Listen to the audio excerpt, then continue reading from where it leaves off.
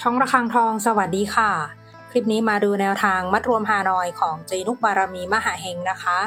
ฉบับนี้เป็นแนวทางประจำวันที่2กรกฎาคม2568ค่ะแนวทางมัดรวมฮานอยวันนี้นะคะเจให้เด่นที่1ฟันที่1ค่ะ10